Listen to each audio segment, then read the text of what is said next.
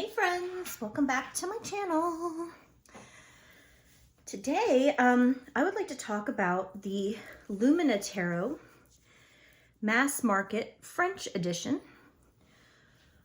which is a deck by Lauren Aletta, and it's published by Arcana Sacra. I have been in love with the Lumina Tarot for a very long time, and the indie versions that are in English were really expensive and cost a lot of money to ship from Australia. And I always enjoyed the deck, but I just really never kind of wanted to use it because it was just very pricey, you know. And I learned that a French edition was being made, like a mass market edition was being made. And I thought, wow, this is my opportunity to get a copy of this deck and to trim it. So that's what I've done. So I'm going to show a little bit of the deck as is first, and then I'm going to show what I did to trim it and all of that good stuff. I ordered these from Amazon France. I think you might be able to also get them on Amazon UK, and then I'm sure there's other retailers in Europe that are carrying them. I couldn't find anyone who was selling them in the US, like shipping from the US. So I bought this from Amazon France, and it shipped from Poland. And it took about 2 weeks from the time I ordered it to get here. It shipped via DHL. And it actually took only about a week with DHL, but Amazon just took a week to even ship it, like get it out the door. The reason I bought two is because although I've tried to get out of the habit of buying backups, I thought I might really want a backup of this. And it was going to cost me, I think, $18 to ship one deck. And when I added another one to the cart, it only went up to like $21 or $22 to ship both of them. So I was like, well, I'm just going to buy two. Worst comes to worst, if I hate it, I'm sure I can sell it on one of the tarot marketplaces, you know, to someone who wants a copy of it and doesn't want to have to wait for it to come from Europe. So first I'm going to show the box and book and deck unmodified, and then I'll show you my modified version. So the deck comes in a very nice magnetic flippy lid box. And it has a book and a little nesting spot for the deck. I'm not a big fan of this type of packaging because then where am I supposed to keep the box? It's just taking up space on my shelf. I just personally really prefer small deck boxes, either with the book inside or with no book at all. Ebooks are fine for me. I don't even really need a book, but whatever. It is what it is. It's a very nice presentation. I think most people would really like it. I find it a little impractical, but it's very sturdy and well packaged for sure. So let me move this out of the way. I took a little bit of French in high school, but not enough to read this book. But I do still have my copy in English, so I, you know, can read my book in English. I don't spend a lot of time reading tarot books. Sometimes I do like to look through them, especially if a card is kind of odd or interesting and I want to see the creator's perspective. But this is a very nice kind of like a glossy paper. It's got a color photo of the color image of the cards, and then it's got an upright information about the card upright, and it's got reversed information. So if you read French, you will have no problems with this one, but I don't, just like little words here and there. So, you know, the book is not really going to do much for me personally, but it is very nice, nicely done. Now the deck box, it comes in a really heavy, sturdy box with another ribbon pull inside. And it's really very pretty. It's very bulky. This isn't my favorite type of box. I kind of like slimmer presentations. I can sort of throw in my bag and go. Also the lids, when the deck is in the box, the lid feels very loose, but you know, it's not too bad. It's definitely, they put a lot of thought into the packaging and book. The cards are on they're not a gloss, but they have a sheen. I would call this a fairly standard, not matte, not glossy, just kind of regular standard cardstock finish. The backs pick up fingerprints. This deck hasn't really been used, so you won't see my fingerprints all over it, but you might see it on the copy that I've been using, which is my trimmed copy that I'll show you here in a little bit. And I'm not going to walk through every single card because there are tons of walkthroughs for this deck already. I just don't really feel like I need to do more. But what I will say about this cardstock is it's rather thick, unfortunately, and it doesn't bend for shit. It just doesn't, yeah, it's not bendable. It's not flexible. At one time I had 2 copies of the English indie version. I had an older copy and I had the 2020 copy. The 2020 cardstock was like thinner and flexible, and I thought it was very nice. I did a video on it a while back and compared the two. I ended up selling the older copy, and I still have the 2020 indie English version copy. And I prefer that cardstock. I thought it was much easier to work with. Some people like very thick cardstocks. I am absolutely not one of those people. So unfortunately for me, even once this was trimmed, like I still can't really rifle shuffle it very well. I have to kind of split it. I have to split it in half, and then I split it in half again, and then I can rifle shuffle half the deck, and it, you know, works okay. It overhands, you know, pretty all right. I'll show you a little bit more of that, but I just wanted, you know, people to get an idea. One of the things I like best about this deck, even though I trimmed it, it doesn't have the copyright on the front of the cards. The indie version has that. I truly love Lauren Aletta. I think she's a very sweet person. I love this deck. Big fan of also her Oracle deck, the Connected and Free. I think it's really beautiful, but I hate it when people put their copyright on the front of cards. I can't, when that happens, like I can't look at anything else. Like I'm just sitting there looking at the copyright, and it drives me insane. If you must put it on cards, I really wish people would put it on the back. US Games has gotten a little bit better about that, at least on some decks, about trying to incorporate it into the back. Please stop putting copyrights on the fronts of cards. Everybody, anyone, please. It's just the flippin' worst. So if that bugged you on the indie edition, you might enjoy this edition. The other thing I'll say about this is just that the colors on it are really vibrant and beautiful. It's, you know, nicely produced. It's just not, I don't think it's the best cardstock. So, you know, it really depends on what you're looking for. If you like thick cardstock, this might be a deck for you. If you want, you know, cards without the copyright on the face of the cards, you might like this. It's really not difficult to figure out what the cards are, even though the titles are in French. That's the Four of Swords. It's got 4 swords on it. I mean, you don't have to speak French. I think you'll be fine.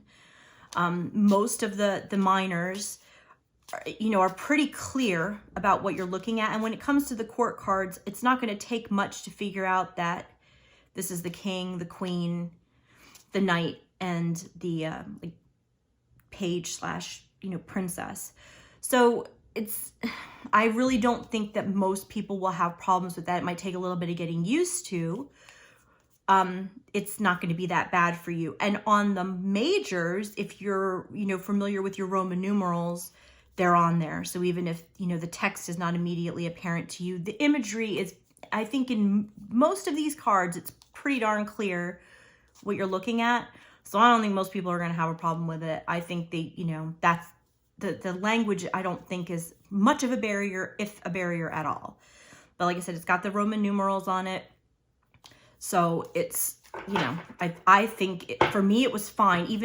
I think even if I hadn't taken a little bit of French in high school, I don't think I would really have any problems figuring out what I was looking at. If you were a beginner at tarot, you know, you might struggle with it a little bit more. You know, it might be a little bit more of a learning curve, but I don't think it's going to be so bad that you would just throw your hands up and are like, I can't do it. So that's just, you know, my general overview thoughts on this deck. I hope that somebody at some point will get copies, maybe like somebody who sells decks in the US, excuse me. I hope they'll get copies and maybe make it available for like US shipping, because I know a lot of people are interested in this deck. Navigating Amazon France is a little difficult. There are translate programs you can use for websites, but I mean, I was just very lazy and I didn't feel like putting it in the translate thing. So I just kind of winged it and I managed to pay and get my decks and everything was fine. But you can get websites translated so you can navigate a little bit more easily. And then also, I think I did see copies on Amazon UK. I don't know what the difference in shipping is or anything like that. You'll kind of have to just investigate it. And I'm sure there's probably booksellers and woo shops in France that are selling this, and you know, may also ship to the US and other countries if Amazon doesn't work for you. So definitely. Oh, and I think I spent $48 a deck. So that's US dollars, and that's with the shipping and everything included, deck and shipping. I spent $48 per deck. And the indie version, when I purchased it last year, I spent $75 US for the deck and the shipping. So that's almost a $30 savings. That's, you know, that's why I didn't really feel bad about buying a copy to trim. I don't know. I couldn't ever bring myself to trim that indie copy. But now I have copies that I can, you know, trim and be happy with. So this is the trimmed copy that I'm going to show you. And I took a lot off, as you can see. I took a lot off. Those borders are actually a lot wider than you think. And the border lines around the edges are like kind of like hand drawn. They're not perfectly straight. So some of them curve in a little bit, and to get that off completely, you really got to kind of go in more than, you know, you might think. It turned out fine. I didn't lose any major elements or anything like that. I mean, I think it's okay. So let me grab, and then I have these little, oh, hang on.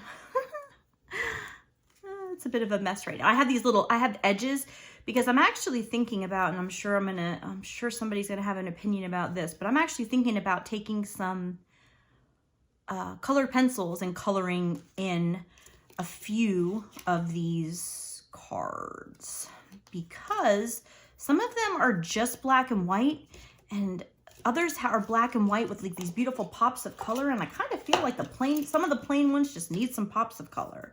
So I have these in the box right now. They're for testing. This is just from my trimming. I keep them aside. This is, if you trim decks, it's good to keep stuff like this. You can test your edging and see if it bleeds, you know, into the card faces or backs. And if you're, you know, if you're writing on, if you've taken off titles and you're going to write on titles, you can use these pieces to test out different markers to like add your own titles back. And in my case, I'm thinking about, I have not fully decided yet, but I'm thinking about maybe adding a little color to, at the very least, the Magician. That card drives me insane. It's so beautiful and I love it. And it's just, I feel like it needs a little something. And again, I have a backup deck, so I screw it up too bad. I've at least got some decks I can work with. But anyway, that's just a little tip for people who mod decks. So this little baby is not in order or anything like that. I'm just showing it kind of as is, so people can get an idea what it looks like trimmed. if you are into deck mods. So you see, like, you know, the predominant color scheme here is black and white images. Then you have these like absolutely gorgeous pops of color on most of the cards. And then every once in a while, you just get one that just sort of looks very plain. And I just feel like I said, the Magician's the first one that comes to mind. I just feel like he needs a little something. Like, that's a really dynamic card, and he's just kind of, I don't know, look at him. Like some purple or red. Those are kind of colors I always think about with the Magician. I feel like he needs a little something. Maybe his snake and his web. I don't know. So I'm thinking about that. You know, it's something I'm considering doing. But the final measurements on this deck are just over 4 inches, 4 1/8, and then just not quite, but very close to 2 1/4 wide. And so it's a much easier deck for me to handle, even though I can't really rifle shuffle it like I would want to. It's very easy for me to handle. And that card needs, look at that, it's the 8 of Wands. Like, that's another card that's like so energetic and dynamic, and it just needs like a little bit of color, like just a little bit, like something bright. Even the Death card, like, I'm thinking about maybe adding some color to the snake. Reds and yellows, perhaps. So I'm not gonna kind of flip through the whole entire thing, but I just wanted to give people an idea of like what the cards look like trimmed. It's much smaller, much easier to handle.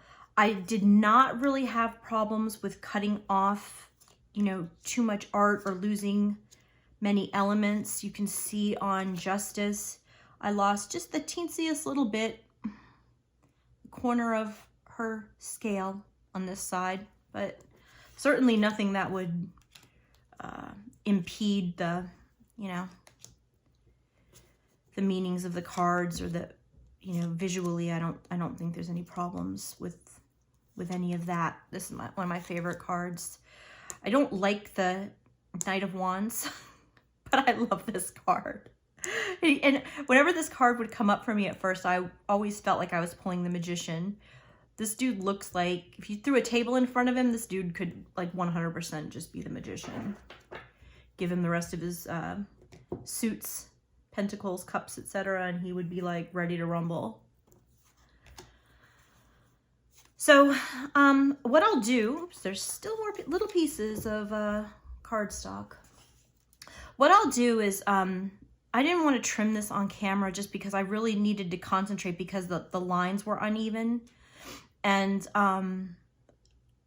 but what I will do is, if you use the same cutter as me, which is the Fisker's Guillotine, it's like the Fisker's big bypass trimmer, I can put the measurements I used in the description.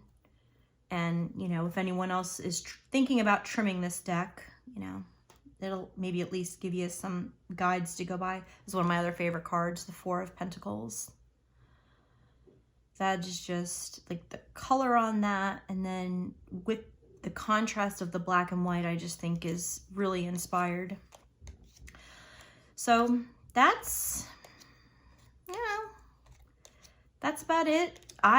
If you can snag a copy of this, I think it is worth it.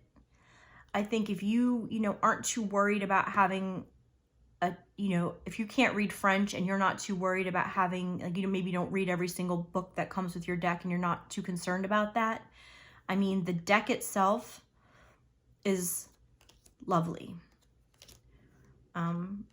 I like this finish. I like this kind of, what I guess I would call like a mid finish. Like I said, not glossy, not matte. I'm fine with this. I think it's, you know, quite nice. I do wish the cards were thinner, and more flexible, able to rifle shuffle, but you know, you can't always get what you want. And I understand that stuff is trending away from that. I wish it would stop, but I seem to be talking to myself on that point. So an overhand's fine. I'm not a big fan of the overhand because it does, first of all, it doesn't mix the cards. And second of all, they do tend to kind of slide. But, you know, since it's smaller, I can do it. And the other thing I do if I really need to like mix these is I'll do a deal shuffle and deal out like 7 piles and just keep dealing them all out and then pick them up and put them back together. And that's another way you can shuffle difficult decks. But I think, you know, for most people to use this on an overhand, and even for me to use it on an overhand, even though it's not my preferred, like, I can do it. It's fine. Don't really love it, but I can do it. And then again, I can split it in half and I can get a rifle out of it, you know, without any issues at all. So that works for me. If you have any questions, please leave them in the comments below. I appreciate you coming by my channel today. I have been doing readings with this, daily readings with this on my Instagram, crossroads.cardslinger. So you can pop over there and say hello and check out some more pictures of the deck in action. If you get this deck and you enjoy it, or if you have a source for it, like in the US, please comment and I will, you know, gratefully take that information and I'll link it in the description for people that are coming around to look for it that might be in the US and don't want to have to pay the really high shipping fees. You know, $10 or so per deck wasn't too bad because I bought 2 decks, but $18 for 1 deck, I mean, that is kind of a bit, even though I know, you know, I understand it's coming from quite a distance. But, you know, if you have a source for the deck that's being sold in the US, please comment and I will be happy to put it in the description so that people can, you know, get a copy if they're so inclined. I think, you know, the nice thing about this also is that when you trim it, it doesn't affect the backs at all because the backs are just plain black all the way to the edge and it doesn't cut into any of the design. So this just, it was a pretty easy trim once I nailed down the measurements. And I used a 2mm corner rounder, which is my preferred. You know, you can obviously use whatever corner rounder you like. I like very narrow corners. Some people like much more rounded, almost oval corners, like a 10mm. But I think 2 is good. And again, thank you. And I hope you have an absolutely fantastic day.